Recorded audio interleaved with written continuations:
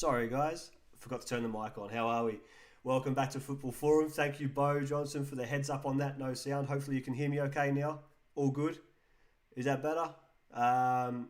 Nicholas, first comment. Well done, mate. Thanks for joining the stream. Bo, thanks for coming in. Kieran, can you guys hear me now? Yep, I'm guessing you guys can hear me now. Thought my phone was gone as then. Welcome back in, Kieran. As I was trying to say, guys, if you're in here, drop us a hello. Let us know you're about. Anything you want to talk about, drop it in the chat. I respond to everybody. That's what this stream is about. Nicholas, can you hear me now? All good now. Beautiful. Yeah, so let us know you're here. Like the stream, share the screen. If you're on YouTube, please subscribe. Get this stream spreading around. The more we have, more fun when we have more people in chat. So thanks for joining us, guys. As I was saying when my mic was off, some of the stuff we're covering today, I've got some breaking news stories, just a couple there. We're going to talk about kits, ugly kits, good kits, all that good stuff. We're going to talk about the Dream Team we talked about for those of you that were on the stream back on Monday. So the Dream Team theme for the first week, we were just going to do Premier League Week 1 Dream Team just to start with. And then I'll take your guys' suggestions on what you want the next Dream Team to be. Like I said, it can be like an all-time Premier League Dream Team. It can be like an international Dream Team, whatever. We'll put that out to chat. Let you guys get back to me on what you want to see in the Dream Team. I'll show you mine. You guys can tell me yours, and we'll have some fun with that. We're also going to talk some football after lockdown for those of you in Victoria. Football Victoria have put out an announcement. We'll talk about that in a minute and my views on it, and I'll ask you guys for your opinions as well. So yeah, should be a good show, should be a good time. Thanks for those of you that are in here already. If you haven't already, please say hello. It's nice to know who's around and to chat to you guys. So Nicholas, just subscribe. Thanks for the subscription, mate. Really appreciate it. Yeah, so first up, we do have some breaking news. On the Chelsea front, so for anyone that follows Chelsea, Nicholas, I know I said I wouldn't be all about Chelsea. I promise you I'm not. Chris, good to see you, mate. Thanks for joining the stream. Jules Koundé has agreed personal terms with Chelsea as he pushes for a move to Stamford Bridge before the end of the transfer window. So that's the French centre-back that Chelsea have been after from Sevilla. He's pushing for a move. Chelsea have agreed personal terms. Jack, thanks for liking the stream, mate. Good to see you again. Thanks for coming in. But yeah, so Jules Koundé has agreed personal terms and he's trying to push Sevilla to get that transfer through before the end of the window. In interesting news on the Harry Kane saga for Tottenham, Harry Kane has not travelled to Portugal with Tottenham for the Europa League playoff tie. Read into that what you will, but he's not in the squad that's gone to Portugal. I think he was initially named in the squad, but he hasn't travelled. So read into that what you will. It says to me he's maybe on the transfer, but we'll see how that plays out. Arsenal obviously need to make some moves after their dreadful first week. They've agreed a $30 million deal with Real Madrid for Odegaard. Lol, Chelsea aren't too bad. Thank you, Nicholas. I appreciate that, mate. Who do you support, Nicholas? I can't remember who you said. So Arsenal have agreed a $30 million deal with Real Madrid for Odegaard. I think they've just got to work out personal terms and medicals there. That'll be a massive signing for Arsenal. Well, just about anyone will be at the moment if they're losing to Brentford. But anyway. And Arsenal have also agreed a deal in principle, whatever that means, for Sheffield United goalkeeper Aaron Ramsdale. And that's thought to be around £24 million. So Arsenal looking pretty active in the transfer window. What will come through, we don't know. But basically, they're making moves, as you would probably expect them to do, given the situation from week 1. So that's what I have on the breaking news front for myself. If you guys have any news, hit me up, let me know. Share it around with everybody, that'd be good. Nicholas, LFC. If you didn't hear it already, Nicholas, I've got Liverpool down as my favourites to win the title. United close second, Chelsea third, City fourth. I did have City third, Chelsea fourth, but City aren't looking too crash hot right now. I know they'll come good, but they're not looking too crash hot right now. So, yeah, moving on.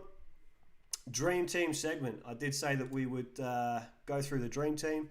So I've got mine ready to go. It's going to take over my face, but it's probably a good thing to be fair. So here's my Premier League Dream Team for Week 1. Hopefully you guys see this all right. If you can't see it, let me know. I've got Hugo Lloris in goal. Done a fantastic job against Man City. Marcus Alonso, left back, played really well for Chelsea, scored a really nice free kick. If you haven't seen it, check it out. Trevor Chalobah from Chelsea, insane Premier League debut, really strong, had Zaha locked up, scored a goal on debut. Even supporters from other clubs are banging on about how well he's played there. Tanganga from Tottenham, again, another really solid outing against Man City. I think he gets in there. Ayling from Leeds at right back. I know Leeds got thumped, but Ayling for the whole game was really trying to take it to City. He was attacking. He was trying to get back and defend. He scored an absolute screamer. His goal alone puts him in that position, but he played really well. I'm going to have Jorginho at holding mid. He played really well, distributed the ball nicely. Even for the balls that Alonso was whipping in, Jorginho was usually whipping the ball out to him. He played really well. For your attacking mids, there can only be two. It's got to be Pogba and Fernandes. 4 assists for Pogba, a hat-trick for Fernandes. Not the biggest fan of Man United, but oh my God, them boys, they were balling. So well done to them too. They have to be in, I think, everybody's dream team for week 1. And then right middle, right wing, Mohamed Salah, first player to score 5 goals in 5 consecutive first games of the season. That's a decent record in itself. But I think he got a goal and 2 assists or something. His goal was a nice goal. A typical Salah goal, but it was a nice goal. So he goes in there. Greenwood on the left wing. I thought he played amazing for United. That goal he scored, just showing off his finishing. Solskjaer has talked about Greenwood's finishing, and he put it all on display. Just a nice ball back across to the back post. Good finish. And up front, Antonio for West Ham. West Ham had a tough game. This man, again, put the team on his shoulders and carried them all the way. Goal, couple of assists, played really well up top. So there's my dream team theme. Premier League Week 1 Team of the Week. You guys let me know what you think we should do for our next dream team. Let me know what your dream team looks like. Let me know what you think of my dream team. All that good stuff. Happy to chat around this. The kits, I've just gone with the Football Forum colours of red and blue. That's why I like that. But yeah, let me know what you think. Let me hear what your ideas are around best players of the week and stuff like that. And we can chat about that stuff. So now we've got a few viewers in here. Don't forget, guys, if you have popped in, please say hello. Stuart, thanks for liking the stream, mate. Good to see you in here again. Reese, how you doing, brother? Good to see you. Thanks for coming in. If you haven't said hello, guys, please say hello. It's nice to know you're here. So that's the dream team. Now we've got a few guys in here. We are going to chat about... Reese has liked the stream. Thank you, Reese. Thank you very much. Now we've got a few guys in here. We are going to chat about the Football Victoria statement. So for any of you that are involved in football in Victoria, you've probably seen this statement already. But basically, the CEO of Football Victoria has put out a letter to the footballing community explaining what their plans are around football post-lockdown. Now, post-lockdown, in this case, they're talking about sort of September. Jack Brett, you've read it. And so Jack Brett says double headers are a nightmare with our injury woes. Jack, one of my many problems. So basically, to sort of condense this down, some of the solutions to getting a season done include midweek games, double-header weekends where you play Saturday and Sunday, and a few others. So, personally, I don't think double-headers work. I don't think you can do double-header weekends coming off of what will be at least a month, if not more. I think more than likely more than a month of inactivity with guys that are just playing for fun at the end of the day. For the most part, if you're talking your state leagues down, you're talking guys that are playing part-time. They have other commitments outside like work, family, all that good stuff. You can't expect them to come back off inactivity and play Saturday, Sunday back-to-back, or a midweek game Saturday back-to-back, or any of that sort of stuff. I've already seen, and it might just be me, but I've already seen more injuries across the leagues, in Victoria especially, because obviously I'm here and I see them. I've already seen more injuries in those leagues across this season with the stopping and starting with COVID and stuff like that than I've ever seen before. And then to say we're going to come back and smash out as many games as quickly as we can, it just doesn't make sense to me. It seems very poorly fleshed out. And I don't think that consideration's been taken personally. Jack, I would happily take double headers are a nightmare with our injury woes. I would happily take them. 60-minute games like they do in the UK. Yeah, I mean, Jack, I think lessening the game time to a degree would help, but like I'm saying, by the time we actually get to the point where we can play, you're going to be looking at 2 months easily of inactivity, and FFV aren't going to be like, here's 2 weeks to get fit and then you can play. If we come out of lockdown on Thursday, we'll be playing on Saturday. So I just don't think it's very well thought out. I don't think it's very well fleshed out. As for the extending the season is one of the other options. I can't see how that works either. They're talking about Darebin and Knox being used as a neutral facility for clubs that don't have access to their own facilities. I think they underestimate how many clubs share their facilities with cricket clubs, footy clubs and stuff like that, and won't have access to their own grounds, especially pushing into September. I can't see how that works. I could be wrong, but I can't see how that works.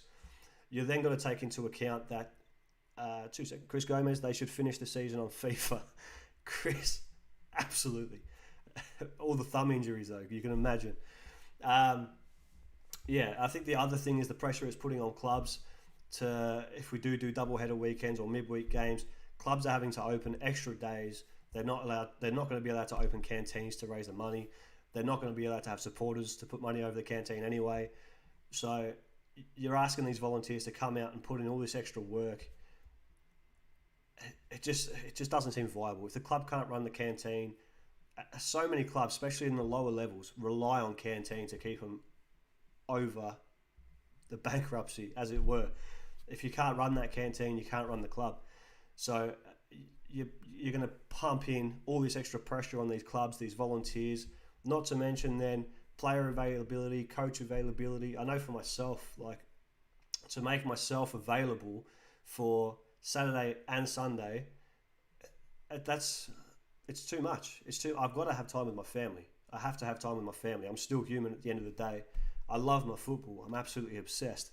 But, I'm also a volunteer. People forget this. I'm also a volunteer.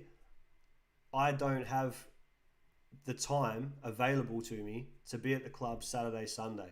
And I know it's like, it's just 90 minutes, but it's not 90 minutes. As a coach, I'll get there. I ask my players to be there an hour before kickoff to get ready. I am there half an hour before my players, at least, to put kits out, set up cones, all that stuff. And then I'm there half an hour afterwards, talking to players, parents, people at the club. So you're losing half a day minimum for one team, minimum. Nicholas seconded. I'm glad someone gets it. But, so for me, it's just too much to ask. It's too much to ask. Now, I was talking to someone else, a guy named Dean Wixon. He's the head coach for the Casey Comets women's team. And he was saying that another option would be to play out. This is an option that FFE put out, to play round 10 and 11, as it were, or the next 2 rounds. So you're halfway through the season, and then move straight into playoffs from there. Again, that I can see that working, but I can also see arguments and disagreements with that as well. But basically, so for you guys in the chat that play, if you had the option, 2 games then playoffs, if you have playoffs, season's over, or we rush like mad, extend the season, play double headers, midweek games, what would you prefer personally? Peter, how are you, mate? Welcome to the chat. Good to see you in here again. Rohit, thank you for liking the stream, mate. Really appreciate it. Glad you're in here. So, yeah, as I was saying, for me personally as a coach, I think FFV are asking way too much of their volunteers, way too much of clubs, and way too much of players in order to hash out a season that's already smashed. Nick Casimo, hey Dino, you good? I am now, you're here, mate. Good to see you. Hope you're doing well. Thanks for coming in again, mate. I really appreciate the support. So I've got 19 viewers. Guys, say hello, like the stream, share the stream. If you're on YouTube, subscribe, all that good stuff. Get your mates in here. the more this chat pops off, the better it is. So Nick Casimo's liked the stream. Thank you very much, Nick. Peter Nassis liked the stream. Thank you, Peter. So yeah, Football Victoria, I don't think have fleshed this one out very well, but I'd love to hear your guys' ideas on this as well. Gomez, can you move the Football Victoria pop-up as we can't see the chat? It's going now, mate. It's going now. There we go. So, in a wrap, Mr. Skillicore, good to see you in here, mate. Let's go. Thanks for joining us, Skilly. Hill Zaviria's like the stream. Thanks for joining me, Hill. Good to see you, mate. I hope you're staying fit, because if we do get back, I've got to smash you, boys.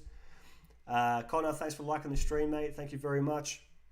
As I said, boys, if you're in here and you haven't said hello, please do. Like the stream, share the stream, do all that good stuff. Let us know you're here. Tony's like the stream. Thank you, Tony. Good to see you, man. It's been ages. Hope you're doing well. Chris Beasley, I would like it if you didn't go for Chelsea. Oh, come on, Chris. Don't be like that. I'm fairly neutral in this talk. I know there's a lot of Chelsea stuff going on and the Chelsea shirt and stuff like that, but I'm pretty honest. Dallas McNeil, hey son, hey Dallas, how you doing, mate? Hope you're well. Thanks for joining. So moving on, for those of you that have seen the preview of what today's going to be about, kits. There are some shockers, man. There are some shockers. I don't know if you guys have seen a lot of these. I'm not going to put up all of the kits. Peter Nass, there's some senior boys on now. Yeah, it's good. Thanks for the representation, boys. Packing and represent. Thank you very much. I have got some good kits and I have got some shocking kits. I've picked 3 of each because I want you guys to be able to tell me some stuff to look up as well. I don't want to ruin it. I want it to be interactive. But we'll start off with some good ones. Chris, bear with me. They will block the chat a little bit, but I'll get them up and down as quickly as we can. So my personal favourite from the ones I've seen so far, and I'm not claiming I've seen every kit, but my personal favourite so far is Atletico's. So I'll pop this up for you. You tell me what you think. It's based on their old classic kit. I love it. Lee Heron, thanks for liking the stream, man. Really good to see you. Hope you're well. Atletico's kit. You boys tell me. I think this is a really nice kit. I really do like it. I think they've done well. It's a throwback to their old classic. It's nice and it's just a really nice kit. I enjoy it. It's not overdone. There's not all these silly patterns that a lot of them got going on. Nice and simple. I think they've nailed that. Okay, so that's Atletico. That's your first one. Second one, Nick Casimo, that shot looks like Melvin Hart. Come on. Jack Lockwood just subscribed. Jack, thanks for subscribing, man. Hope you're doing well. Thanks for joining us. Thanks for liking the stream as well. Thank you very much. So, next one up. This will be a test for some of your knowledge anyway. Atletico Mineiro. So, this kit is tasty. I don't know how well you guys can see this, but I rate this kit. Especially for, in the global sense, a smaller club. I think this is a gorgeous kit. I really do. Again, nice and it comes off nice and simple. I know it looks quite complex, but it still comes across simple. It's nice and tidy. I like it. I think it's a very nice kit. And then finally, a very, very simple kit, but very well done. Eintracht Frankfurt. This is one of their kits. Black and red, nice and simple, nice and clean. Dallas, Leeds. I was going to put Leeds in here as well. Absolute fire kit. Liam Wolfen looks like a 12-year-old polo everyone has signed on the last day of school. Oh. Yeah, fair enough. But yeah, I like this kit. I think it's a very nice kit. Nice and simple, very tidy. So let's get into some of the less attractive kits. I'm going to start with this. Check this out. Man City. What is this? That's not a football kit, man. That's someone's pajamas. What is this? Puma have done the dirty here.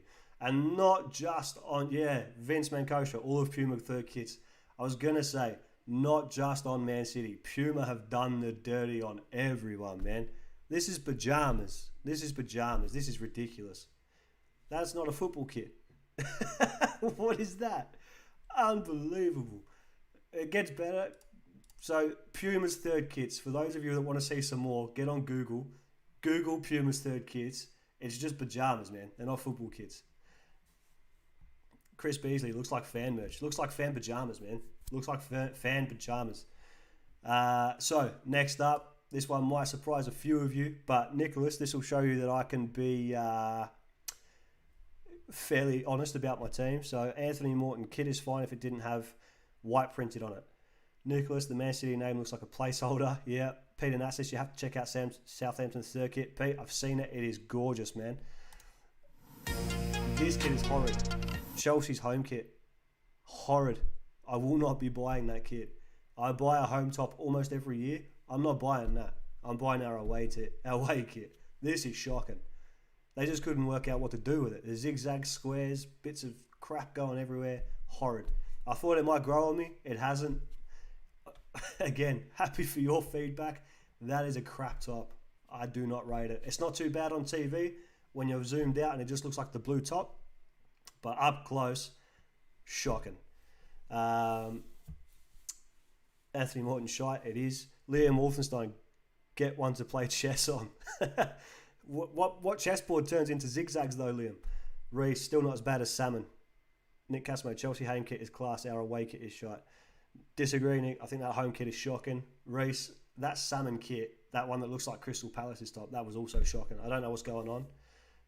For me personally, as a Chelsea fan, take us back to Adidas because Nike have been doing us dirty. Anyway, Chelsea kit, shocking. And finally, this is my personal worst kit, and not just because of who it belongs to. Check this out for shocking, boys. Oh my days. What is that? It looks like a hippie's gone to a festival, greened out and thrown up on a shirt. What is that? What is that?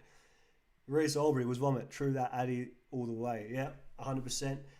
Check that out. How much acid do you have to drop to design that top? That is shocking, man. Tottenham, what the hell? What? Is there any Tottenham fans in here that agree with that? That enjoy that? Surely not. Surely not. Liam, what the fuck? Yeah, exactly, Liam. Jack Brett, vomit. Peter Natzis, 100% agree. Liam, surely not. This is legitimate, Liam. This is off the Tottenham megastore. Dallas, wear that to a doof. That should fit right in, Dallas. Absolutely. Nick, shit club, shit top. Agreed. Vince, Tottenham fans don't exist. I'm sure I've had one in here. Stefan Mourinho. He might pop up later. We'll see how we go. A Hills Aviri. It's a bus seat. I've seen better bus seats, mate. I've seen better bus seats after a big night out. This is shocking. Absolutely shocking. Anyway, let me get this off the screen so you boys can see each other's chats. Horrid top. Oh my days. Let's hear it from you boys. Good kits, crap kits. What have you seen that you like? Let us know. I'll have a look. Whoop, nearly lost my mic. I'll have a look. But yeah, mate, that Tottenham kit, whew, not good. Not good at all. So, yeah, that was a good bit of fun. So, if you're in here and you haven't said hello, please do get down in here, have a chat. Like, share, subscribe, all that good stuff. Get your mates in here. Let's bounce some banter around. And yeah, boys, any news you've got on your teams, because I'm sure you guys follow your teams better than anyone else, let us know. Peter Natzis, Leeds kit is quality too. Yeah, Peter, I don't like Leeds. I'm not going to pretend I do, but their kit is gorgeous. It is gorgeous. Lee Heron, Newcastle United away top. I'll have to look that up, Lee. I'll have a look at that. Anthony Morton, looks like they bring the Korean theme of the dragon for decent shout, mate. Decent shout. On other kits I've looked at, United's home kit, I rate. I think it's their away kit, maybe their third kit. That's a bit of a miss. Don't shoot me, but it's a bit of a miss. Newcastle United away top. Let's have a quick squiz at that. Give me a second.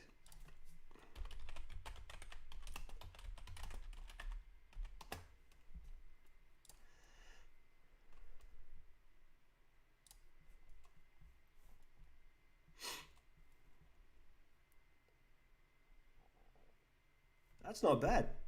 That's not bad, Lee. I like that black and gold. Have you guys seen this? Do you want me to get a copy of this up for you? I'll have to do some stuff behind the scenes. But if you want to see that Newcastle away kit, let me know. I'll get it sorted out so we can pop it up.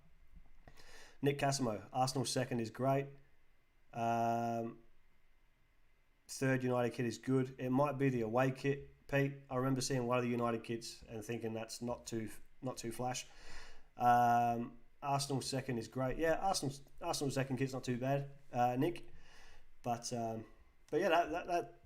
that Newcastle away top is quite nice. That black and gold. So if you haven't seen it, you can check that out. If you want me to put it up, just let me know in the chat. I'll do some stuff behind the scenes here, and I'll get a copy of it up for you. I've got to check out this United top now and find the one I'm talking about. Give me 2 seconds, boys.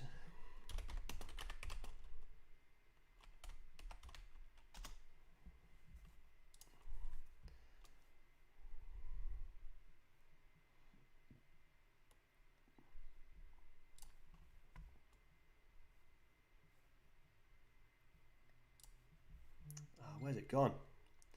Sorry, lads, bear with me.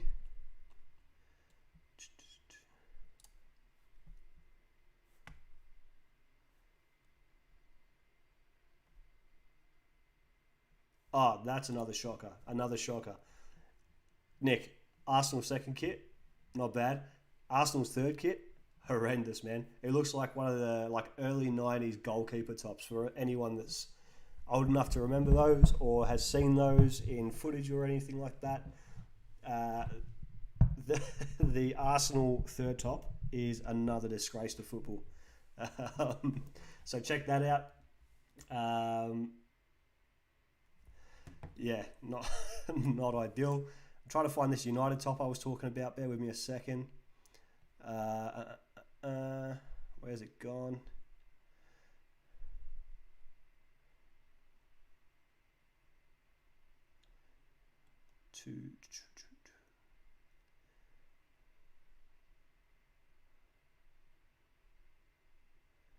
Come on, where are you?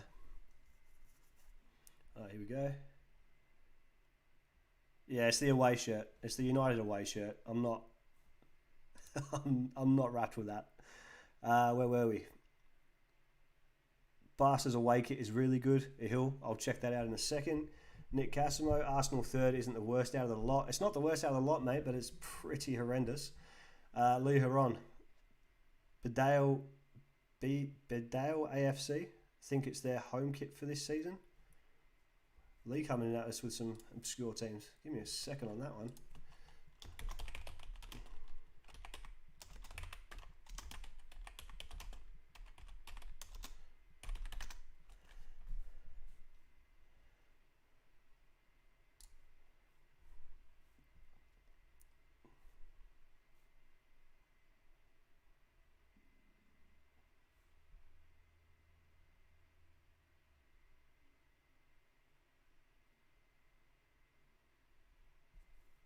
Oh my days, Lee.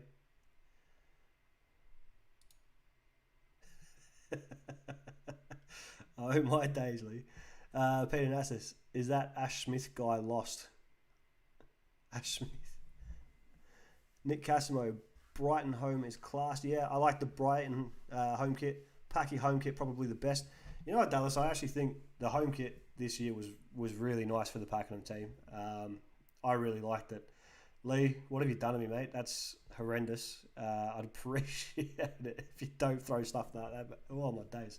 Guys, do not look up Lee's suggestion. Stay well away from that. That's, I mean, it's for a good cause, but oh, my days. Oh, my days. Not good. Not good at all. Yeah, so, shocking kits. God, I haven't seen anybody talk about Team of the Week in here. Or give me Player of the Week. Give me something. Talk to me. I'm sure some of you guys have been watching some football. Another suggestion I've had actually, while you guys are all in here, Mr. Gomez, Chris Gomez, he was suggesting that, say, like a Saturday night for the Saturday night Premier League games, 12 o'clock, I'll go live on here. You guys can tune in. We can all watch a game together, chat about it in here. I'll react to it live. If that's something you guys are interested in, let us know in the chat. If enough people are keen on it, we'll do it. If not, I'll just enjoy the game. But yeah, we can it's sort of like a watch party almost, I guess, because we can't really get together and watch Gerard. Nicholas, I don't think Gerard. Are you still watching like 2007 season, or how is Gerard player of the season, player of the week for the week? Anyway, as I was saying, if you're keen on that, let me know. I'm happy to jump on, stream to you guys while I watch the game, react to the chat, and talk with you guys. If that's not something you're too keen on, all good. Let me know. Chris Beasley, I'll be up for the live chat. Sweet as. Chris Gomez, Fulham goal for goal of the week. Is that the one you showed me earlier, Chris? Is that the one you're talking about? Nick Casimo, Antonio from West Ham. Yeah, Nick, he played a sensational game. Missed a penalty, but yeah, sensational goal game. Play. Oof, full brain fade there. Nicholas, yes. Did you watch any games from week 1, Nick? Did you watch Liverpool play? I thought Liverpool played very well. Tony, thoughts on Pogba this season? Will he finally show up, not going off first game? Well, it's kind of hard to not go off the first game at all. 4 assists when he got 3 assists all last year. It sort of it suggests he's got it in him. But then again, so I don't know if you were in the stream, Tony. I was talking about Pogba before on one of the streams prior, and even in that game, 4 amazing assists, take nothing away from him. But for a lot of the 90 minutes, you watch him, and he doesn't look like he's doing a whole lot. Granted, he doesn't have to because he's quality, and when he decides to do something, it's insanity. But I don't know. I don't know. It's hard to say. He doesn't seem like his heart's in the game. It's probably a bit of a harsh assessment to make just based on watching him, but that's how it comes across. I don't know. I don't know if he'll show up this year. If I'm not allowed to go off the first game, I can't give you a definite yes or no. But I'd love to hear your feedback. Vince, Jack Pogba, yeah, he was outstanding. Chris Gomez, yeah, that was... Guys, if you haven't seen that goal, that Fulham goal that Chris is talking about, look it up. You want to see a comedy of errors? It's fantastic. Peter Natsis, is Dallas McNeil the best player in State League 5 South?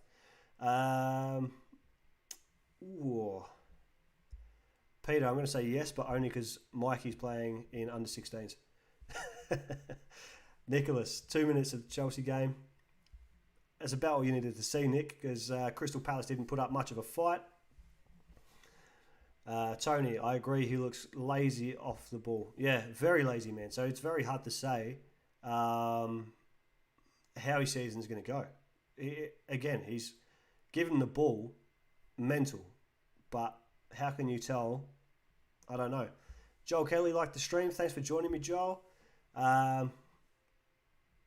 Yeah, good to see you in here, mate. I've actually seen you play a few times. You're a quality player, mate. So it's nice to have you in here. Thanks for joining us. Pop in the chat and say hello. Dean, how's it going, mate? Rory, man, thanks for joining me. Good to see you, bro. Hope you're doing well. How's the new bike going? You enjoying that? Brett Longley, not Premier League, but Kyogo from Celtic is fire right now. By the way, I have no audio. Has anybody else got no audio, or is it just Brett? Can you guys let me know? I'm guessing Joel's got audio. Thanks for joining us, Joel. Good to see you, mate. Who do you support, Joel? Kyogo from Celtic is fire right now. Brett, 100%, man. You can't hear me right now, but 100%, he is a beast. Will he stay at Celtic? Don't know. We'll see how that plays out. Nick Casmo, just Brett Longley. Brett Longley, kids asleep on top of me. That's a bit cute, Brett. Joel Kelly, United all the way. Yeah, Joel, I think United are going to be a very tough team to beat this year. They're looking strong, mate. They're looking very strong. Who's your top 4, Joel? Nicholas, audio good. Beautiful. Hey, Nicholas, give us your top 4, mate. Who do you think goes top 4 this year? Lee Heron, can hear you loud and clear. Beautiful. Rory, bike's going great, mate. Just sucks I can't really get bike gear in lockdown. Have you tried eBay, Rory? I know this isn't football chat, guys, but I did say I'll respond to chat. Rory, if you try eBay, mate, have a look on there, see if you can find anything on there. Corey Baker-Smith. Does Dallas McNeil have the biggest head in State 5? Physically or metaphorically? Corey, can you clarify? But yeah. Guys, if you're in here, you haven't said hello, please do. Like, share, subscribe, all that good stuff. Najelko, thanks for following, mate. Good to see you in here. Thank you very much. Don't forget to say hello in the chat. That's what this is all about. I want to talk to you guys about football. So yeah. Peter Nass says, who do you think is better, Haaland or Mbappe? I mean, if you're going on goal scoring record, you've got to say Haaland at the moment. I think it's hard to... I don't like... Stefan Mourinho, thanks for liking the stream, mate. Good to see you in here. Back to you, Peter. I don't like comparing players so early in their career. I think that's something that's easier to do when you're looking back on a career. But if you're going on current form, Haaland is the man at the moment out of those two. Joel Kelly, Chelsea, United, City, Liverpool. Is that going to be in that order, Joel? Richard Randall, yo, Rich, good to see you, man. Glad you're back in here. Nicholas, City, Chelsea, Liverpool, Leeds. Same again, Nicholas. Is that going to be in that order? Jack Lockwood, do you think Lua will leave Bayern? Heard he wants out to join another big European team. Jack, I'm not sure on that. I mean, I'm not sure why he would. He's got it pretty good there. He's on good money. He's making a good name for himself. He's not at the end of his career, but he's coming towards that tail end of his career. So I don't know why he would. I really don't. But if he's not happy for some reason, it's hard to say. You don't know what's going on behind the scenes or in his personal life. Maybe he feels like he's got something to prove somewhere else, but I can't see why he would. Declan Bishop, is Dallas McNeil the biggest flog in State 5? Dallas is getting a lot of love in here. Ned, no worries, mate. Good to see you, mate. Glad you're around. Give us your top 4 while you're here, Ned. Who do you think finishes top 4 Premier League this year? Joel Kelly, yeah, in that order, mate. Nicholas, yes, same order. Good shout, boys. Jack Lockwood, before he turns 35, apparently. Again, like I'm saying, he's at the wrong end of his career to be making those moves, in my opinion. And yeah, Jack, I can't see why he would. It's not a move that would make sense to me. But again, you don't know what's going on behind the scenes. You don't know what's going on with his personal life or what his personal ambitions are. So maybe he will, but.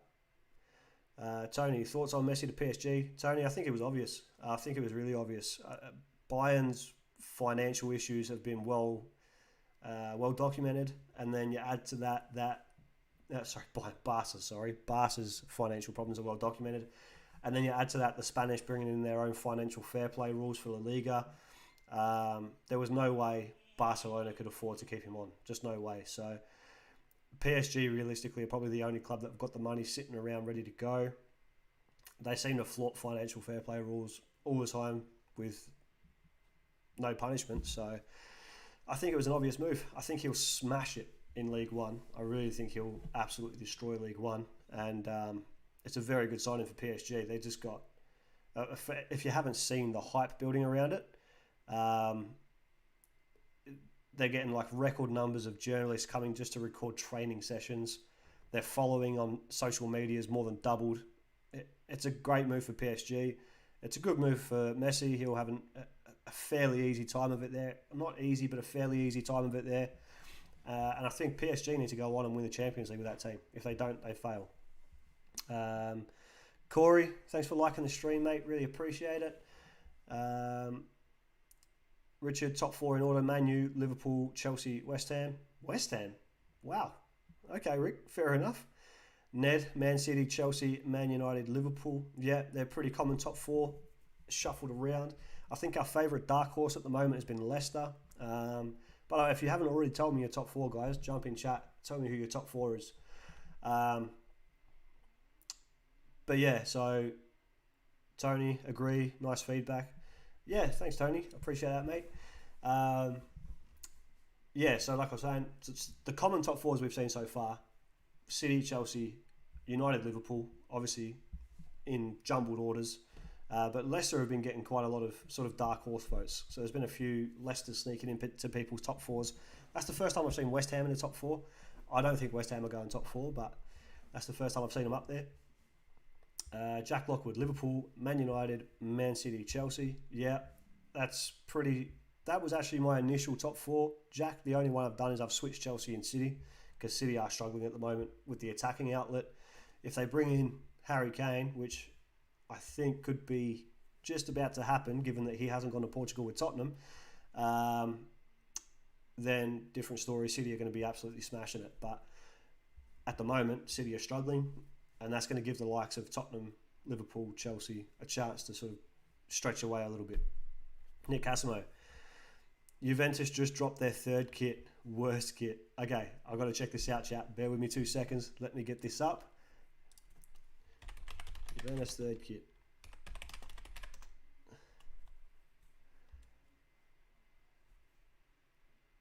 Oh my days. That's not the one, surely. Surely not.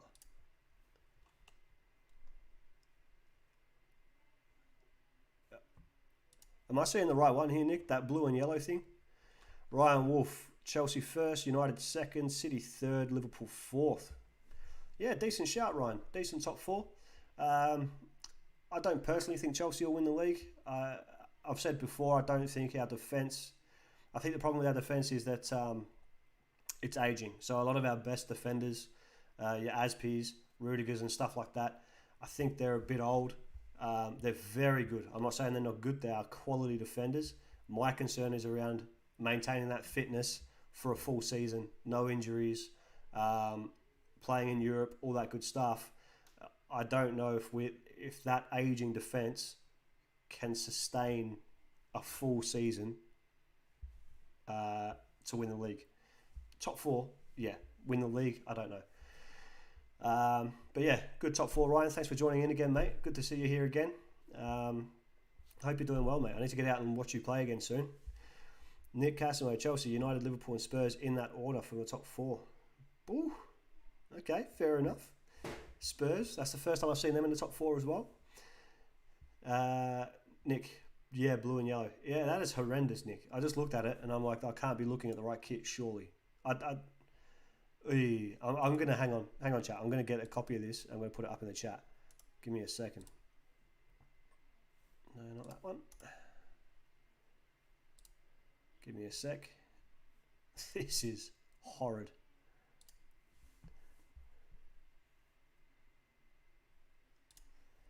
All right. Let me just do some stuff behind the scenes here to make it available for you guys to see. What if I just...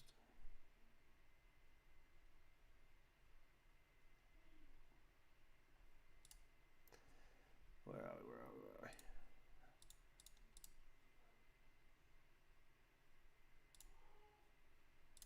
Sorry guys, 2 seconds, we're nearly there. I feel like this needs showing. Alright, get a load of this. Juventus third kit. That is horrid. Dear. Ned, Leeds disappointing versus Man United. Hopefully first game jitters. Yeah, Ned, so when I covered that game after the fact, I was sort of saying Leeds are the sort of team they're going to give you problems because, hang on, let me just get rid of this horrendous top. Yeah, that's a mess. That's a mess. Yeah, sorry, Ned, as I was saying. Leeds are the sort of team they're going to give you problems. They're going to press you high. I thought Leeds in the first half done a very good job of congesting the midfield and making it hard for Man United to play. First half I thought could have gone either way. But Leeds are always suspect defensively. And as soon as a game starts opening up and Leeds start to get tired, they do struggle defensively when they can't play that high press.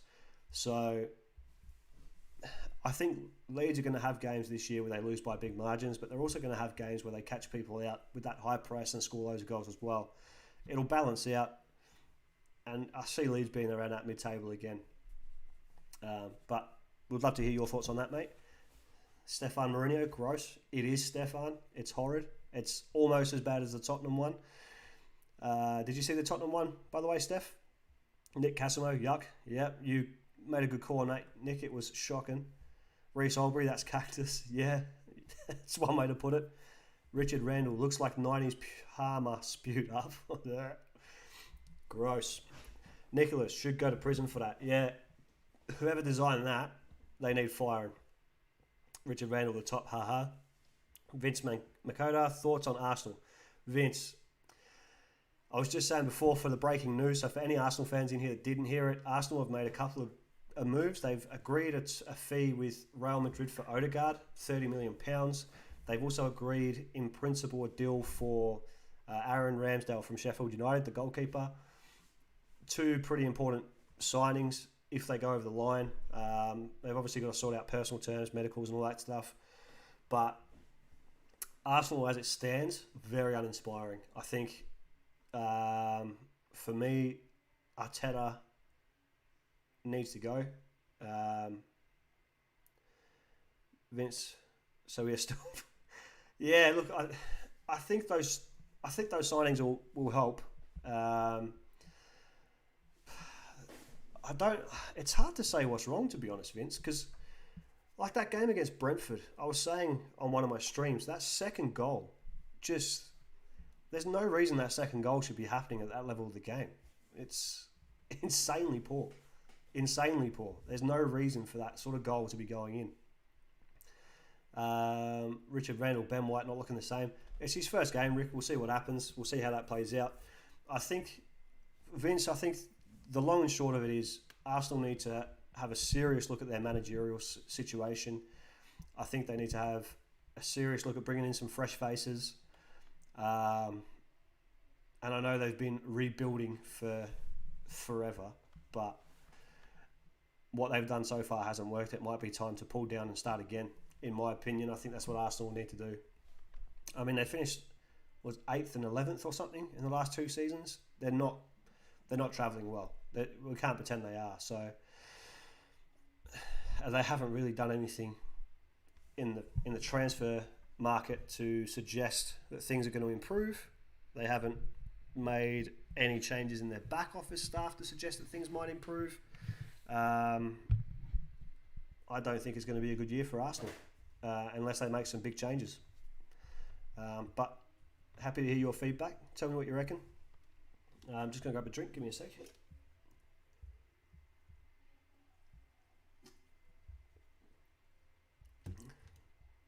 Nick Casimo, give Ben White time. Must be hard with a team like that in front of you. 100% Nick. It's easy to blame a defender, especially when they're a new buy-in and you're expecting massive things from them. It's easy to blame a goalkeeper. But at the end of the day, the whole team were poor. The whole team were poor. Like I said, you look at the stats of that game. So, Vince, for you as well, you look at the stats of that game. If you just looked at the statistics alone, didn't watch the game, didn't watch highlights, nothing like that, you'd say Arsenal dominated the game. But when you watch the game, like I did, how Arsenal had those stats, it sort of caught me off guard a bit. They didn't ever look like winning. It was a weird one. But like I said, you look at the stats, they dominated. It's a strange situation. It's a bit of a weird one. I can't see Arsenal doing well. Tottenham surprised me. I mean, they have got Heung-min Son, absolute machine of a player. He's going to make things happen. But Richard Randall, wasn't blaming him, was pointing out a solid defender can struggle in a poor setup. Yeah, 100% Rick. At the end of the day, football's a team game, and you're only as good as the team around you, aren't you? So, it's a bit unfortunate for Ben. I'm sure he thought he was moving on to bigger and better things. But not off to a dream start, that's for sure. So, if you're in here, I've got quite a lot of viewers who aren't talking. If you're in here, say hello. Let me know you're about. Let me know who you support. Let me know your top four. Give us something to talk about. If you haven't already, guys, if you're in here chatting away, if you haven't already, please like the stream, share the stream. If you're on YouTube, subscribe. If you're on Facebook, give us a follow the page. I make all my announcements on the Facebook page. So if you follow the Facebook page, whenever we're going live, I put the post on there. That's where you'll see it. So follow the Facebook page, subscribe on YouTube, allow notifications on YouTube. So whenever we go live, you'll get a pop. But if you're in here, say hello. Eddie McCallum, thanks for liking the stream, mate. Good to see you again. Hope you're doing well. Yeah, we were just talking about one of your boys actually, Eddie Kyogo. We're having a chat about him and how good he's looking. He's looking like an absolute machine, mate. Tony should do a best goal, best player, and epic moment of the round for EPL. We can make that happen, Tony. I'm probably going to go live again tomorrow night, same time, 7 p.m. Seems to work. I seem to get the most engagement at around this time, so we'll go live again tomorrow. I'll do like an in-detail preview of the Premier League, team news, stuff like that, and then we can do your best goal of the week gone, epic moment of the round, all that good stuff. We did loosely discuss that in a previous stream, but I'm happy to redo that for you, Tony. Richard Randall, my relegation 3 in any order: Palace, Burnley, Villa. Yeah, I mean, they're all in danger of it for sure. Palace look shocking against us, really bad. Yeah, I can't see. I think Vieira, I don't see him lasting long there, but we'll see. I think Villa will come good. I honestly do. I think Dean Smith's a good manager.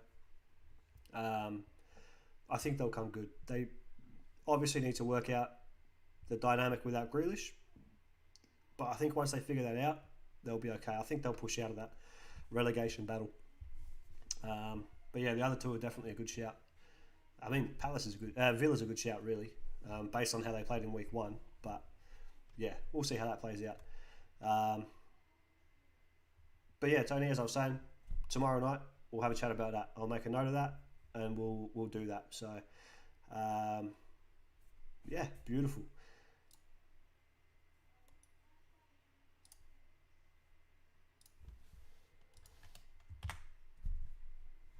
That's not what I wanted to do. Sorry, guys. What are we doing here? Sorry, guys. Still figuring out the streaming stuff. Still getting used to it. I've got a couple of guys that are going to help me out with some stuff, so hopefully this will be more polished soon. But yeah. Richard Randall, Grealish left late and a bad start can destroy form needed. Yeah, yep. A bad start definitely does have an impact on form. I still think Villa will come good. Ned, dark horse prediction. Is in to win the league, Ned, or just to finish higher? I'll answer both of those. So I'd say a dark horse for winning the league.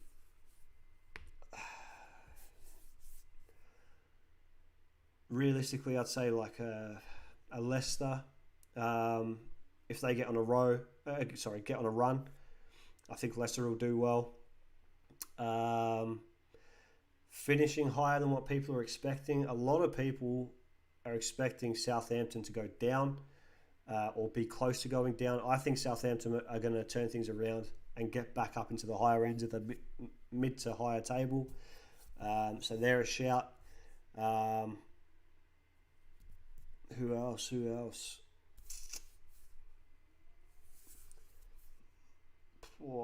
Watford is a great unknown for me, Ned. I'm not too sure what to expect from Watford. So I don't know where they're going to finish. They could end up finishing really high as well. I'd have them in there as a dark horse. It could go horribly wrong for them or really well. I'm not too sure. Joel Kelly, dark horse, Everton. Yeah, man. I think Everton have got a really good attacking outlet in Dominic Calvert-Lewin and Richarlison. Two guys that are going to get you goals. Goals win games. Winning games pushes you up the table. So, you know, I don't think Everton are out of that conversation. I thought Everton were going to do really well last year though, and they didn't. So, who knows? Ned, agree with Southampton. Yeah, I think they're going to do well. Vince, top goal scorer. It depends on where Harry Kane ends up, Vince, and when he ends up there. I'm going to go with... I'm going to say Lukaku. And not because he's at Chelsea. I honestly think he's going to be a very, very high goal scorer this year. Depending on what happens with Harry Kane. If Harry Kane thing gets resolved quickly and he's playing in the next week or two, I think Harry Kane wins it. Edward McCullum, West Ham will be up there. Yeah, I mean, Mikel Antonio is a beast. He's got the ability to put that team on his back They showed a lot of character to keep coming back from going down and then to go on and win the game. Ed, I think they'll push on to the higher ends of the table as well. They'll be looking to get into those European places, or at least a European playoff place. I think that's what they'll be aiming for. Nick Casimo Pickers in goal. Jelko Relic. Oh, sorry if I've said your name wrong there, mate. If Kane signs with City, it's in the bag.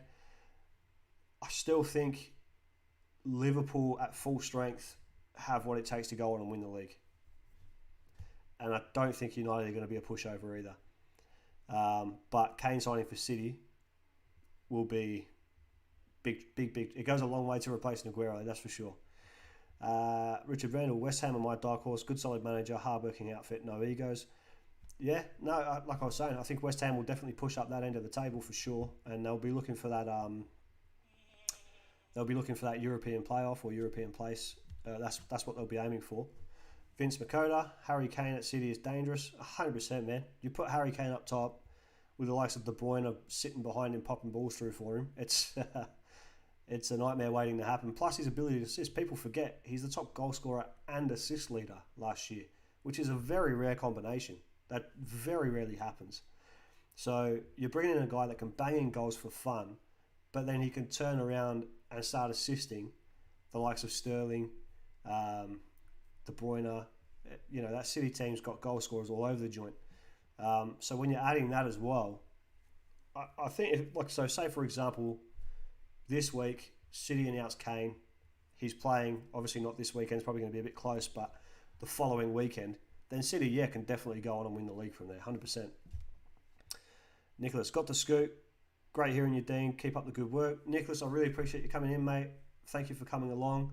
Hopefully we'll catch you in stream again soon. I think Kane goes to City soon, and he's playing in the next 2 weeks, for example. City can definitely get into a position where they can go on and push on and win the league, 100%. There's no question about that. I don't know why this Harry Kane thing's being dragged out. It doesn't make sense from either team. I'm sure City are in a rush to get it over the line. I know Tottenham probably don't want to let him go, but he's going to go. Ned, as a Tottenham fan, I'm surprised we kept him as long as we have. Hopefully we get decent money and sign a couple of decent players. Ned, that's the whole thing. I was saying in a previous stream, to me it makes sense for Tottenham to get this resolved as quickly as possible. I know it's not ideal to lose him, but you're going to sell him now at the highest price he's going to get. You hang on to him, his price is going to drop because his contract's running down. It's the highest price you're going to get. He's golden boot, assist leader. He's never going to be worth more than what he is right now. Cash in, use that money to inject some new faces into the squad, have a bit of a rebuild, and push on for the long term. And give Heung-min Son someone he can work off. It doesn't make sense to me why Tottenham are dragging this out. It's in their best interest. Get it done ASAP so they can reinvest that money before the window shuts. Ned, agree totally. Yeah, so there you go. That's my view. So on that, tomorrow night at 7 p.m, if you're keen for that, let us know in the chat. Like I said, we'll do like a Premier League preview. We'll go into like team news, all that good stuff, predictions, all the good stuff. I'll do some research on that. I finish work early on Fridays, so it gives me a chance to come in and do a little bit more looking into who's got what and all that sort of stuff. We'll do Tony's suggestion, goal of the week, most outrageous moment of the week, all that good stuff. And just have a good chat like we do. So if you're keen on that, tomorrow 7 p.m, let us know. And also, guys, anything else you want to see, let us know as well. So for those of you that didn't hear already, we do have some interviews lined up. Once I get the technical stuff behind the scenes worked out, we'll start getting guys in for interviews. We've got some co-hosts lined up to do some sort of specific shows like Premier League special, Bundesliga special, stuff like that. So we've got some co-hosts lined up as well. Again, that's waiting on some technical stuff and some chats behind the scenes to make sure everybody's happy. So if you're keen on that stuff, make sure you're following us on Facebook because that's where I'll be announcing it. Richard Randall, team of the week for round 1 tomorrow. I've actually already done it, Rick. I've done it a day early. So I'll put it back up for those of you that didn't see it. So my dream team for week 1, here it is. We'll go through it again just quickly. Okay, so I've got Hugo Lloris in goal, Alonso left back, Ayling right back, Tanganga and Chalobah centre back. Chalobah's debut for the Premier League was insane. Jorginho holding me, Pogba and Fernandes. If you don't pick them, there's something wrong with you. Greenwood on the left, Salah on the right, Antonio out on top. Going to keep it short and sweet because we have gone through it. That's my team of the week. Love to hear from you guys what you think about my team of the week, who you'd have in there. Yeah, but that's the dream team, boys. That's the dream team for week 1. That's the other thing I need from you guys in chat. Give us some themes for dream team, because every week, Monday, I'll go for a new theme. We'll announce the new theme on a Monday. On the Thursday or the Friday, depending on how we're feeling, we'll show off our dream teams that we've put together. So give us the themes for the dream team. Let me know, and we'll get that popping off. Joel Kelly, interview Nick Cassimo. Oh, I don't know if I'm ready for someone of that caliber, Joel. We'll see how we go. Nick Cassimo, love Tanganga. Would put Alisson instead. Yeah, Alisson did well as well. There's a few positions there where it was hard to pick and choose. But like right back, I think there was a couple of really good options for right back, but I've gone with Ayling because he was a standout for Leeds and that goal was sensational. Pardon me. But yeah, Alisson's a decent shout. Tanganga played really, really well against City. He done really well. That'd be promising signs for Tottenham. Yeah, he played sensational. So, but yeah, you guys let me know. Team of the week, who would you have in there? Player of the week, if you haven't told me already. Yeah, pop it in there. It's good to chat about. Ned's son. Yeah, so that's another one that I wanted to put him in. Do you know what? I reckon I've probably spoken about Son more over the last 2 podcasts than anybody else, and I can't stand Tottenham. But the man he is absolutely sensational. He is absolutely sensational, no doubt about it. If he was Brazilian or French or something like that, people would be talking about him for Ballon d'Or. Honestly, they would. He's that good. He is that good.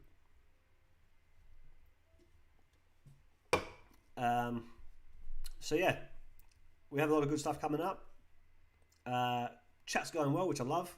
Again, as you can see, the more people we get in here, the better things flow, the better the chat flows. The main thing for me is to get in here and talk to you guys. Like, I started this stream because I was sitting at home, going mental, missing football, and I'm like, I just got to do something. So I started the stream so I can interact with you guys. We can talk football. I know we're all missing it. This for me takes a little bit of that away. And yeah, like I said, because I'm new to this streaming, once I work out some of the stuff behind the scenes and get some of the technical stuff working a little bit better, I can really start bringing you some good high-end quality content. I've got some real high-end coaches that are happy to come on and chat. I've got some coaches from the local league that are happy to come on and chat. I will get players if you're interested in player interviews, like local, whatever. But the main thing is, guys, if you want to see something, you need to let me know. And I will do what I can, everything in my power, to get it on here for you. This stream is for you as much as it is for me. But yeah, I basically started it for my mental health because I was just going mental, missing football. And yeah, on the subject of mental health, if you do need to reach out to someone or you're feeling lonely or anything like that, you can hit me up anytime. You're not alone, guys. This COVID thing sucks. It's making things that much worse because we're stuck at home. Reach out, talk to a mate. You can reach out and talk to me. I'm here for you. But don't try and take it on yourself because it will just get worse. Richard Randall, Mendy played 90 minutes and scored in Pac-Man at the same time. Oh, because he had nothing to do. Oh, I get you, Rick. Yeah, good one. Ryan Wolf, I thought Lindelof played well. I did as well. I think Lindelof's in the unfortunate position where he's had a really good week 1 and he's going to get dropped week 2 for Varane anyway. He might not, but I can't see him dropping Maguire. So yeah, Ryan, I mean, you can tell me, but I reckon he's going to get dropped for Varane even though he's played a really good week 1.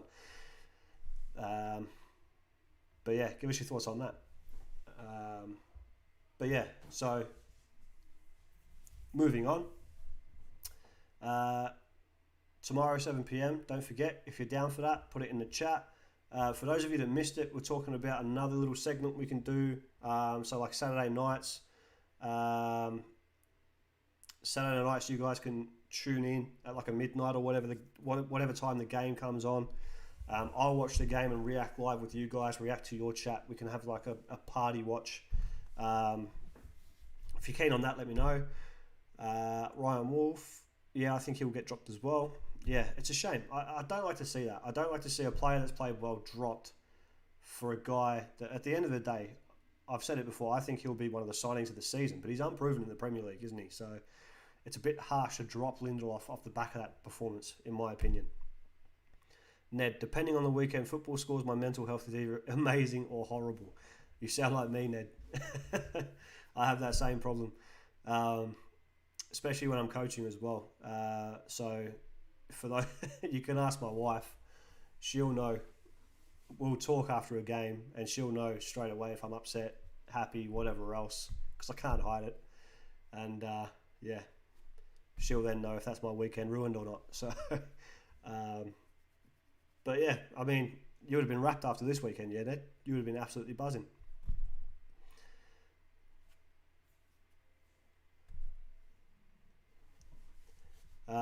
But yeah, so if you haven't already, and I know some of you haven't, like the stream, share the stream, subscribe, follow us on Facebook. That's where the announcements will be. It helps massively, guys. It helps massively. As I did say, that last video on Facebook alone, that last stream we done, that got to 412 views, which was fantastic. I was not expecting the stream to go this well. Honestly, I wasn't. I actually said to my wife when I started the stream, I'm just going to boot it up. If it falls, it falls. If it does well, so be it. And it's going far better than I could have imagined. Tonight's buzzing as well. Absolutely loving the support. Daniel Vigilante, thanks for liking the stream, man. Say hello. Let us know your top 4 in the chat. Good to see you in here, mate. Thank you for joining us. Yeah, so as I was saying, trying to crack 500 views with this video, and then I'm looking at doing a giveaway. I've got to work this out exactly what's going to happen, but I'm thinking a giveaway for a certain amount of followers or subscriptions on either YouTube or Facebook, maybe both, we'll see. So yeah, if you guys have got ideas for what's a good giveaway that sort of caters to every fan or every person that's in here supporting the stream, give us a shout and let us know. Dawn Rennie Stone has liked the stream. Woof. Football royalty in the house. How are you, Dawn? Good to see you. Thanks for joining. Good to see you indeed. Don't forget to say hello in the chat. That's the main thing about this stream, guys. I want to chat to you guys. So if you've just joined us, pop in that chat, say hello. Let us know how you're going. Yeah, good to see you. Thanks for the support. So as I was saying, if we can crack 500 views on this, that'll be sensational. And then I'm going to try and do some giveaways. I'm going to try and do some giveaways for a certain amount of followers, certain amount of subscribers. And the reason for that, it's not about me being a big streamer or nothing like that. But the more followers and subscribers I get, the sort of higher caliber people I can get on here to talk, because they're reaching more people, and there's more point in it for them, if that makes sense to you guys. So that's the main reason I keep pushing this. It sounds wanky when I'm like, share, subscribe, blah, blah, blah. But the whole reason is I just want to try and bring you guys the best quality content I possibly can. So really loving the support from you guys. I really appreciate it. And it's all going to go back into just pushing this stream on to being high quality content for you. Ned, very happy. I thought you might be, mate. I thought you might be. Dawn Rennie Stone, all good today. That's good, Dawn. Glad you're doing well. I'm sure you're going mental with everything in terms of running that club. But anyway, we'll see. I talked to Dean Wixon down there a lot, Dawn. He's a top bloke, mate. Absolute top bloke. Ned would have loved to see how Messi would go in the Premier League. I was pretty confident it was never going to happen, Ned. And again, don't shoot me for saying it. I was pretty confident he was going to take the safer option. And I'm not saying he can't smash it in the Premier League. I'm not saying he can't. But if I was Messi, I'd be more confident of what I can achieve in League One than what I could achieve in the Premier League. I'm sure that's not the only reason he's gone there. Don't get me wrong. He's got friends there and like Neymar and stuff. But I feel, for me, it felt like League One was the safe option. Daniel Vigilante, do you think Vic Leagues will finish their season? I don't think they want to, but I don't think this lockdown is going to be over as quickly as people think it will. And I also think that even when the lockdown itself ends, we're going to have some pretty stringent restrictions, especially because I keep banging on about this new Delta variant. There's going to be some pretty stringent restrictions that are going to make it very hard to have games. I don't think we'll play in the next 2 months. And at some point, they're going to have to pull the plug. So Daniel, I don't, but let me know what you think, mate. I'd love to hear from you guys as well. Let me know what you reckon. Dawn Rennie Stone supports a dodgy team though. Yeah. No, I know plenty of people that support dodgy teams, but yeah, no, he's a top guy, Dawn. I actually really enjoy talking to him. Yeah, he's fantastic. I am planning on getting him on the stream actually, so stay tuned for that. So the head coach of the Casey Comets women's team, he at some point when I get everything worked out, he will jump on here. Where are we? Daniel Vigilante, I've heard potential top 6 and bottom 6 playoff. Yeah, there's a lot of rumours flying around, Daniel. So a couple of ones that I've heard, and we talked about this a little bit earlier. They're talking about extending the season, doing double-header weekends, midweek games to try and rush the season out. I think that's a horrendous idea. I think that's just going to lead to injuries and problems. Richard Randall, I'm off to work, mate. Thanks for tuning in, Rick. Really appreciate it, man. Thank you. Great show. Thank you, Rick. Thank you. It's a great show because I've got great support, so thank you, guys. As I was saying, Daniel, double-headers, midweek games. Players aren't going to be able to commit to that. Coaches aren't going to be able to commit to that. Clubs aren't going to be able to commit to that when they can't run canteens and stuff like that, especially your lower league clubs that really depend on that income. So I don't think that works. The other one I heard was we play round 10 and 11, as it were, or the last 2 rounds of the first half of the season, and then go into playoffs from there. That's the best solution I've heard so far. That's probably the one that makes the most sense. And then the other one is obviously just cancel the season.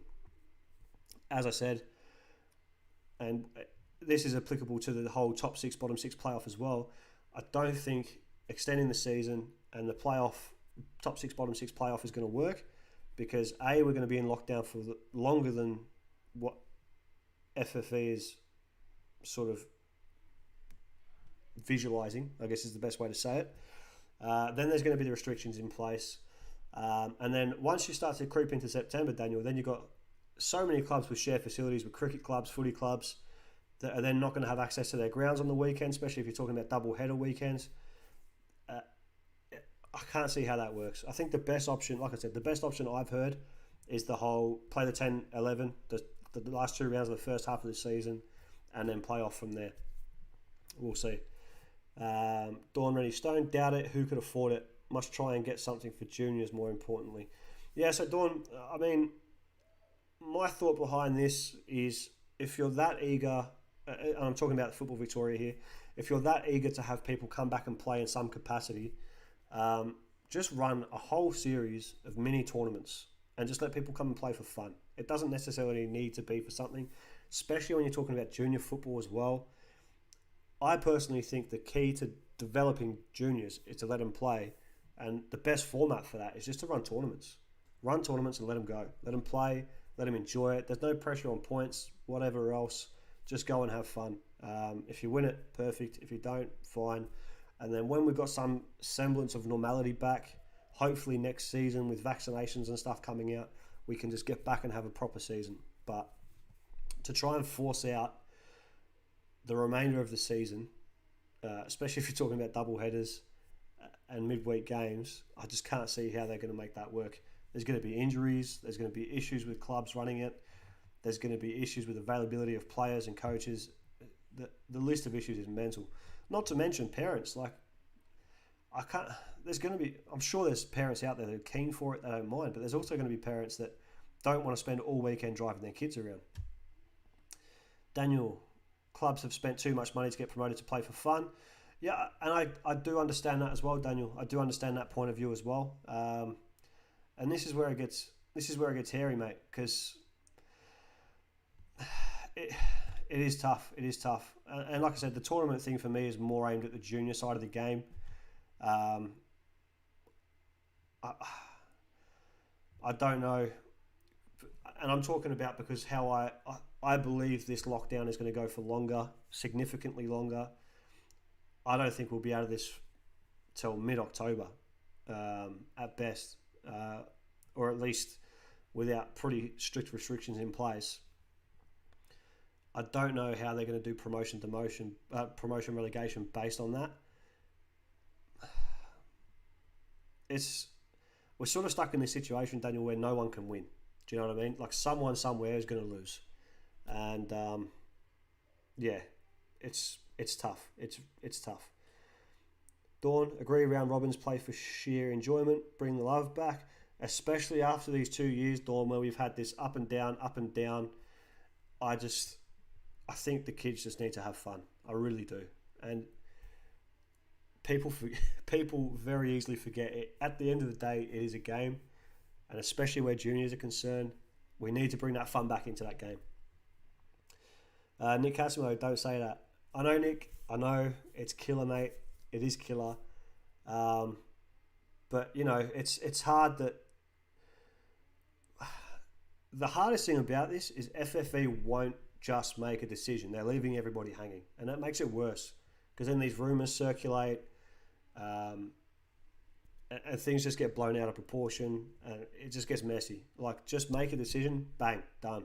Like I know New South Wales, they've already NPL's done. That's it. You're better off being decisive, in my opinion. Dawn Rennie, everyone took the risk knowingly, but it doesn't mean that we should compromise integrity. Agree, Dawn. Agree. Everyone knew going into this season. In fact, one of the big concerns this season going into it is it was going to turn into what last season turned into. It has. It's turned into exactly that. I know clubs had issues registering players and stuff because of the concerns that people had with paying money and then not playing. But yeah, it was always a risk going into this season, and again, I don't think Football Victoria have done enough to mitigate that risk. They've put too much back on clubs and too much back on players, and now we're in this position again where players are going to be unhappy that they don't get to see out a season they've paid for. Like Daniel said, clubs that are in promotion positions that have spent money to be in those positions are going to be upset, especially if there's no relegation promotion. They're going to be upset. The whole thing's a mess. As I said before, there's not a scenario here where everybody wins. There isn't one. Dawn, integrity of comp, that is. Daniel, if it's extended again, season is done. I agree. But it comes down to FE actually pulling the trigger on that. Daniel, top two should stand if season is done. I get what you're saying, Daniel, but then the argument on the flip side of that, so if you look at my team, for example, that I'm coaching, all the games we've missed, we haven't played. So we play everybody 3 times in our league. We haven't played bottom of the table once. We've played everybody else twice or 3 times. We haven't played bottom of the table yet. So how can you say that where we're sitting on the table is a fair reflection when everybody else has played bottom of the table? We haven't.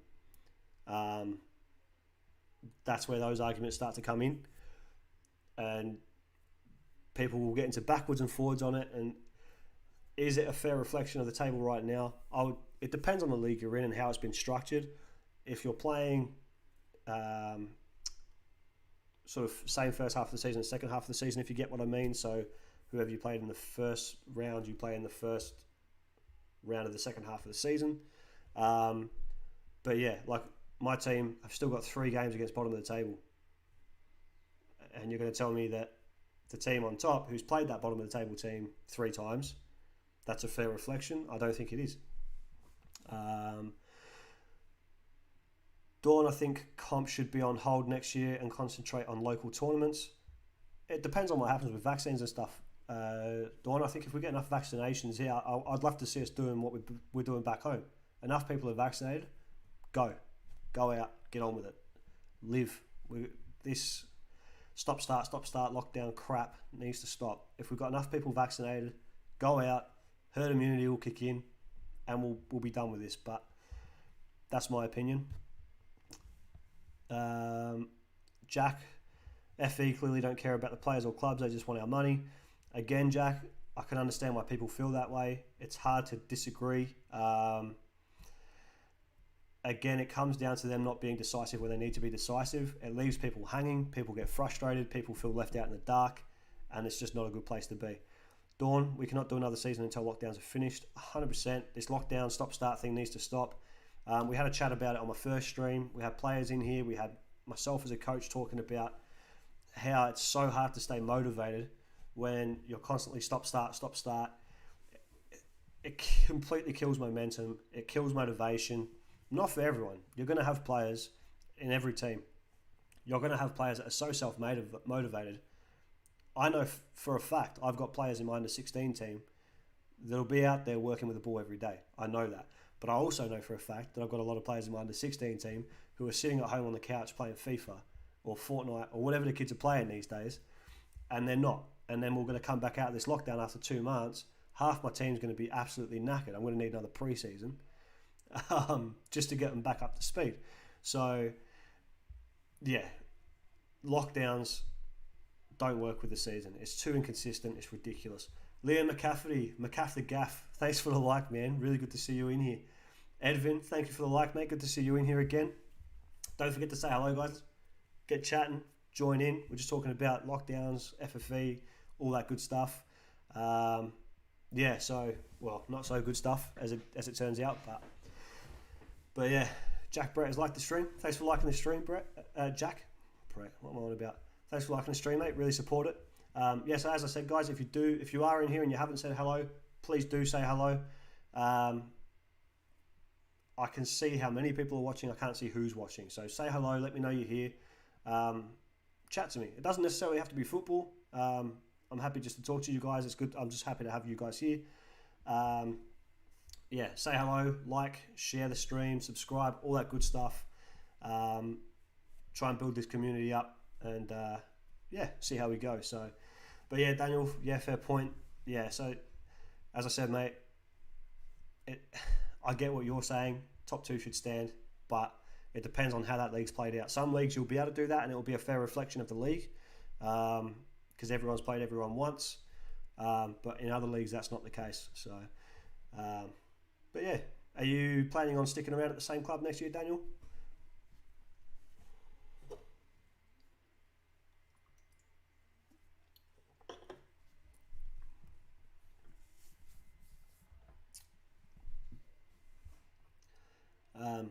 But Dawn, for you, so I'd actually like your feedback on this. We were talking about on my stream on Monday, I think it was. I was saying that for me, hang on a second, Dawn, also worried about state of pitches. They have not had the due care and attention for nearly 2 years.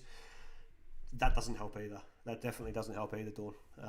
Especially a massive facility like yours, where you've got a lot to maintain there, Dawn. So I can see why that's an issue as well. I'll get back to that point in a sec. Daniel, we started something to go for promotion. I'd love to follow through. That's a really good attitude, Daniel. I can respect that, mate. That's awesome. Reese Aubrey, got to head off. Dino, we'll see you tomorrow night. Beautiful, Reese. Thanks for coming in again, man. Really appreciate it. Thanks for the support. Love you, brother. Yeah, so Dawn, as I was saying, on my stream on Monday, we're talking about how, for me now, my approach, if I was running a club or if I was a senior coach or anything similar to that, is now to reach out to the players and say, right, who's back next year? Let's lock in who's coming back. Get a good understanding of who's here. Lock in your coaches, who's coming back to coach, who's not coming back to coach, and just start focusing on what we can do next season. And whatever happens with this year happens with this year. It's completely out of our control. Let's move on and focus on next year. So it'll be good to hear your feedback on that and what you think, and whether you think that would be the right approach. Nick Casimo, Pepsi. It's not Friday yet, Dino. Party starts now, apparently. Mate, it's Pepsi Max. Pepsi Max. And I love the stuff. It's good stuff. I'm not sponsored, just for the record, but it is good stuff. Daniel, I played your boy a few weeks ago, Dawn. There you go. Dawn, exactly that. Prep is underway for us for next year. Yeah, I think a lot of clubs need to start taking that approach. Obviously, it's not my place to tell them to do that, but to me, it seems like the logical option. Just start setting up for next year. Sort out your coaches, sort out your players, and I think many clubs are with their senior teams. Yeah, senior teams are obviously going to get priority, 100%. But yeah, I think the clubs now that start making those moves and getting the coaches they want in, and the players and all that sort of stuff, I think if the clubs that are doing that now and jumping on it right now are going to come out much better next year than the clubs that are sort of lingering and waiting to see what happens this year to try and make something happen out of this year. So I think whatever clubs are on that, hitting up coaches they want to get over, hitting up players they want to keep, all that stuff, they're going to come out of this better off in the long run. Daniel, did you come away unscathed? Daniel, haha, I did this time. Who's your player? Who does your boy play for, Dawn?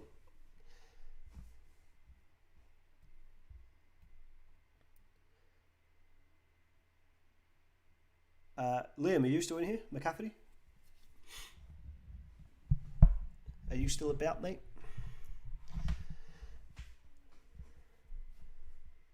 Stingrays. Yeah, Aspendale are a decent club. So for those of you that don't know, I also referee as well. And the first game I refed was Aspendale versus... I've forgotten their name. Team based out in Cranbourne. I've forgotten their name. Anyway, and the Aspendale team, the young boys from the Aspendale team, it was under 14s, actually. I think it was under 14s. Yeah, it was a very, very interesting game. Aspendale played very well. And when I've played against Aspendale in the past, they usually have very strong teams.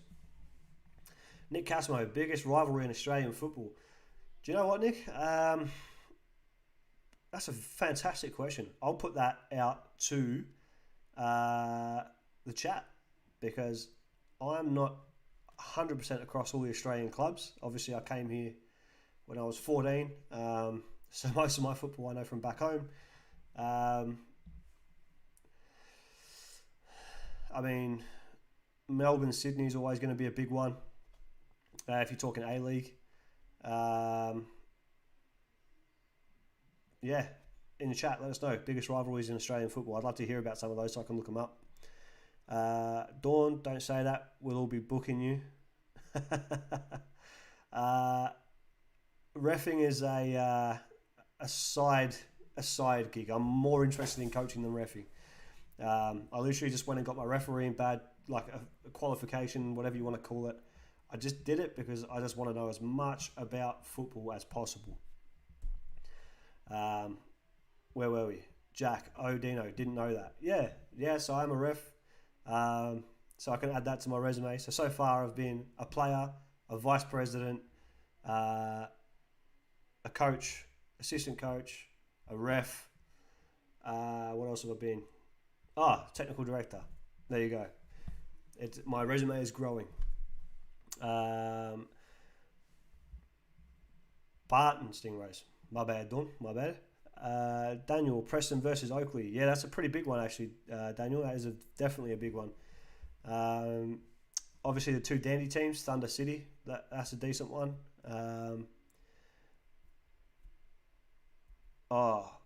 Dandy City. Who's the Serbian team? Springvale White Eagles. Dandy City, Springvale White Eagles.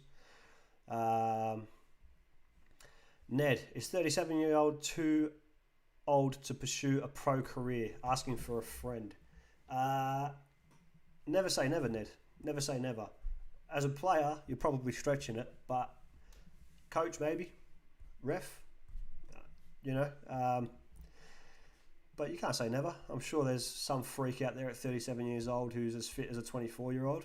Ronaldo's almost that old, and he's as fit as a 24-year-old or whatever it is. Joel Kelly, Pakenham versus Berwick Churches. Joel, I don't know if you know this, Pakenham and Berwick Churches used to play each other very regularly in the pre-season, back when I was still playing.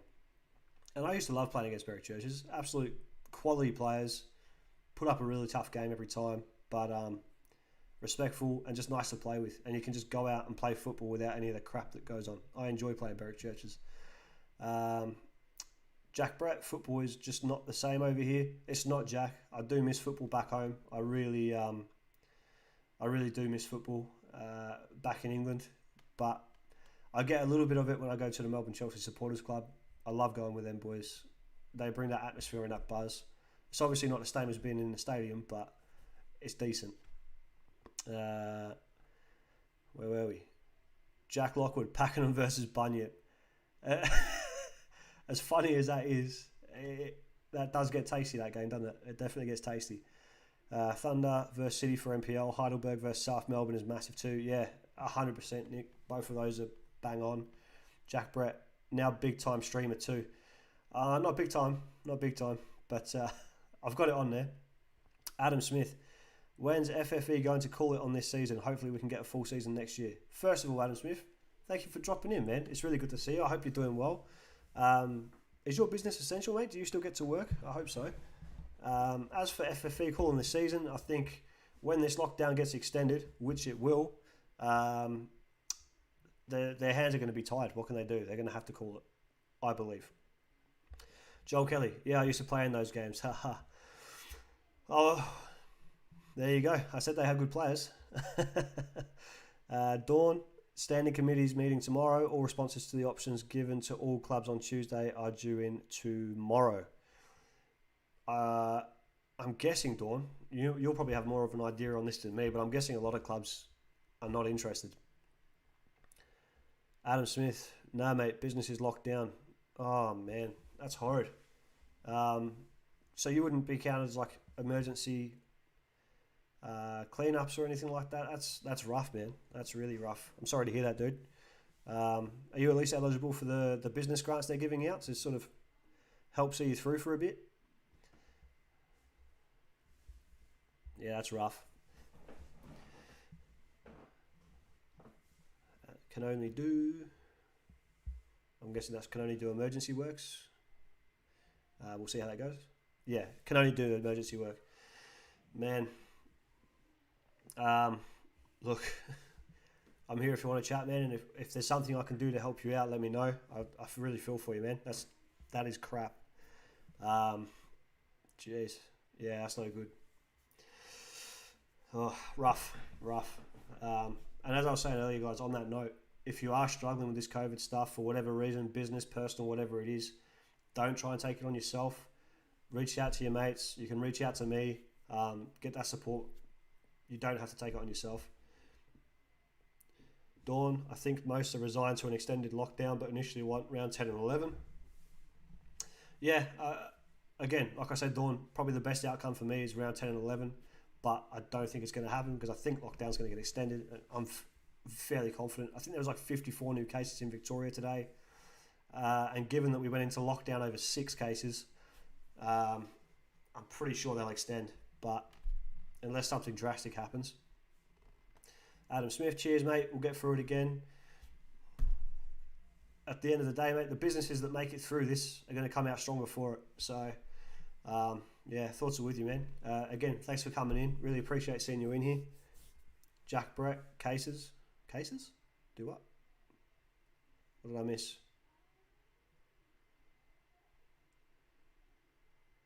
Dawn, cannot promote on less than half a season played. I agree, Dawn. I agree. Like I was saying to Daniel earlier, it depends on the league, but for example, in our league, there's no way you can argue the table's a fair reflection at the moment. Daniel, most of the cases were from the school and were in isolation, so not all doom and gloom. I don't think it's all doom and gloom at all, Daniel. I think, to be honest, a lot of this has been overreaction. And I didn't really start to form that opinion until I started to see other countries' coverage of our lockdowns, and they're baffled. They're absolutely baffled. And I sort of get it. Like I said, the day they announced this initial lockdown, it was like 6 cases, and bang, lockdown. It's a bit over the top for me, to be honest, but it's not my place to say, unfortunately. Like I said, hopefully we can get to a similar position as what they are back home in England, where enough people are vaccinated and they just go for it. You look at the Premier League now, stadiums are full, streets are packed outside the stadiums. Everyone's just out living their best lives now. So, hopefully we can get to that point. Hopefully that's where we can get to. ACT and New Zealand locked down on 1 case. Mental. Ned, where's your mask, Dean? I have a medical exemption. We'll go with that. Adam Smith, how come Hampton Park got away with a fight with Casey and Casey got points taken? If one club loses points, the other should. Adam, I agree. At face value, both clubs were involved. Both clubs should be hit. I don't know the ins and outs of what happened behind the scenes. I don't know why that decision was made, the way it was made. I've heard Casey Panthers are fighting it. Maybe Daniel can give us some more insight on that. But yeah, from what I saw, because I've seen the fight clip, you can clearly see both clubs are involved. It doesn't seem fair that one gets whacked and the other one doesn't. Jack, all Aussies should stand up and have the voice heard. The protests aren't doing much, mate, are they? Really? I mean, I'm not advocating protesting because you get arrested and get into all this mess. But, it doesn't matter what you say, mate. At the end of the day, the decision makers are going to do what they're going to do. The only way, Jack, that works is if everyone goes out and opens their shops, everyone goes out and opens their businesses, we all go out and buy and shop and just get on with it. They can't find everyone, but you're not going to get that happening. So, Daniel, don't get me started. I get that, mate. Nick Casimo, odds we all just moved to England. Mate, if my wife would agree to go home with me, I'd be gone. If I could take my wife and son, I'd be out of here. But unfortunately, it's not that easy. So, Daniel Vigilani, we took it to tribunal and the appeals both ignored. Wow, that is shocking. That is absolutely shocking. Yeah, again, Adam, I can't understand how one team gets slapped and the other one doesn't. I don't know. And without having more of an idea of what's happened behind the scenes, it's pretty hard for me to say why that's played out the way it has. But yeah, it does seem rough, that's for sure, especially given that Hampton Park are now in a promotion place. Casey Panthers would probably be in a promotion place as well without that point deduction. It's a bit stiff. It's a bit stiff, to say the least.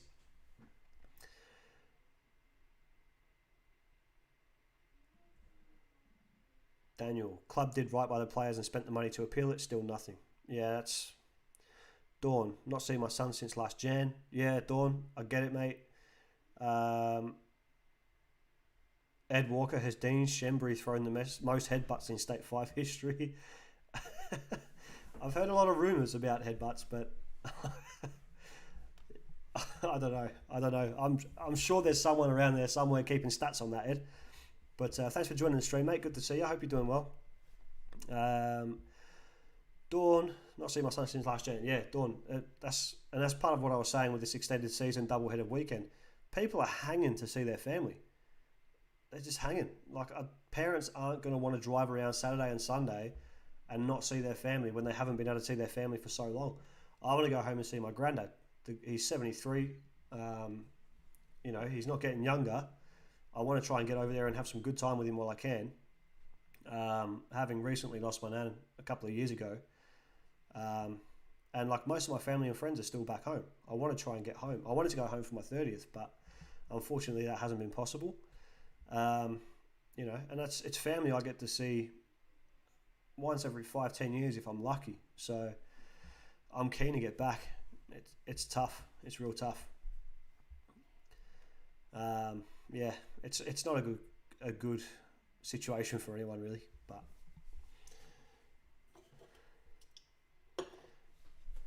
alrighty, what are we at? An hour and 45 minutes. It's coming up my son's bedtime, so I will get ready to start wrapping it up. So for those of you that didn't hear, I'll be going live again tomorrow night, 7 p.m. That seems to be the best time slot. We'll do some Premier League previews. We'll go over team news, all that good stuff. Jack, tune in tomorrow for that, mate. Tune in tomorrow for that. So predictions for the weekend, I'll do all that. We'll do the goal of the week thing that Tony mentioned before in the chat. And whatever else you guys want to see covered, you can shoot me a message. You can let me know in the chat. However you want to do it, reach out to me. Let me know what you'd like to see me cover, what you'd like to see me discuss. I finish work early on a Friday, so Friday's a really good day for me to cover the stuff that you want to see me cover. Nick Casimo, gonna head off, Dean. Great stream. See you tomorrow. Thanks, Nick. Really good to see you, mate. Appreciate you being in here. Daniel, cheers, mate. Cheers to you, bud. Thanks for coming in. Hopefully we'll see you in here again. Dawn, good job, Dean. I'll share the link. Thank you, Dawn. Appreciate that, mate. Like I said, Dawn, I'm going to try and get Dean Wixon on here. Maybe I can talk to you about coming on. Jack, cheers, Dino. Another good one. Really appreciate it, man. Thank you very much. See you later, buddy. But yeah, tomorrow, 7 o'clock, we'll go live again. We'll cover that stuff. Anything you guys want to see covered. Don't forget, like, share, subscribe, do all that stuff. We'll build this community up. Then I can reach out to some people I know that are a bit higher in the game and get them into the show. All right, so I really love the support, guys. I really appreciate it. Just remember, you're not on your own. Everyone's going through a tough time. Reach out, yeah? Reach out to your friends. Reach out to me, whatever it is. Reach out. Don't try and take this on by yourself. Love you, boys. Love you, girls.